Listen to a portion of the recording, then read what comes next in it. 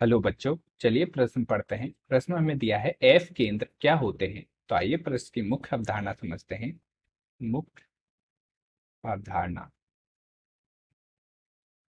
कि एफ केंद्र हम समझते हैं। तो ये जैसे माना हमें ये हमारा क्या है, क्रिस्टल जालक है। क्रिस्टल जालक है और क्रिस्टल जालक के निर्माण के समय हमारे क्या है, धनायन उपस्थित होते हैं। क्रिस्टल जालक में हमारे क्या है, धनायन उपस्थित होते हैं और ऋणायन उपस्थित होते हैं। पी माइनस ए प्लस बी माइनस, इस प्रकार से हमारे क्या है, धनायन और ऋणायन उपस्थित होते हैं। ए प्लस, ए प्लस और ए प्लस, और इसी प्रकार से बी माइनस, बी माइनस और बी माइनस। तो क्रिस्टल जालक में हमारे क्या है, धनायन और ऋणायन उपस्थित होते हैं। लेकिन जब इसमें क्या है, कोई दोष उत्पन्न होता है, दोष उत्पन्न होता है तो धनायन अपने स्थान को छोड़कर क्या है, निकल जाता है। ये हमारा क्या है, क्रिस्टल जालक है। अब इसमें मानना कि कोई दोष उत्पन्न हुआ और क्या है, जो ऋणायन है, जैसे ये बी माइनस है, ये बी माइनस है, इसमें से ये ऋणायन अपने स्थान को छोड़कर निकल जाता है। इस प्रकार से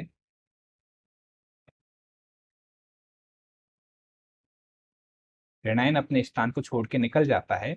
चूंकि क्रिस्टल की विद्युत उदासीनता को बनाए रखने के लिए यहाँ पे क्या है, एक अतिरिक्त इलेक्ट्रॉन, जो मुक्त इलेक्ट्रॉन है वो यहाँ पे इसका स्थान ग्रहण कर लेता है। ये हमारा क्या है, मुक्त इलेक्ट्रॉन, मुक्त इलेक्ट्रॉन। और इसी मुक्त इलेक्ट्रॉन को हम क्या बोलते हैं, एफ केंद्र।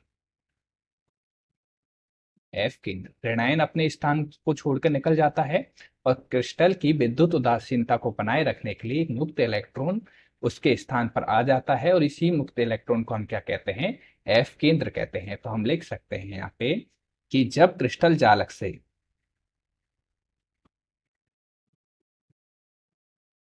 जब क्रिस्टल जालक से ऋणायन निकल जाता है, निकल जाता है, तो बनी रिक्तिका में, बनी रिक्तिका में मुक्त इलेक्ट्रॉन, मुक्त इलेक्ट्रॉन आ जाता है, आ जाता है, जिससे क्रिस्टल की, क्रिस्टल की विद्युत उदासीनता,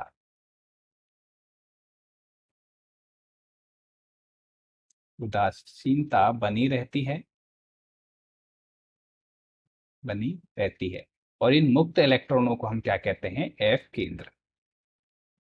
इन मुक्त इलेक्ट्रॉन को एफ केंद्र कहा जाता है, एफ केंद्र कहा जाता है। और इन्हीं इलेक्ट्रॉनों के कारण क्या है, जो हमारा क्रिस्टल है वो विद्युत का सुचालक बन जाता है, अर्थात विद्युत का चालन करने लगता है, क्योंकि यहाँ पे क्या है, हमारे मुक्त इलेक्ट्रॉन उपस्थित हैं। तो आशा करता हूँ आपको प्रश्न समझ में आया होगा। धन्यवाद।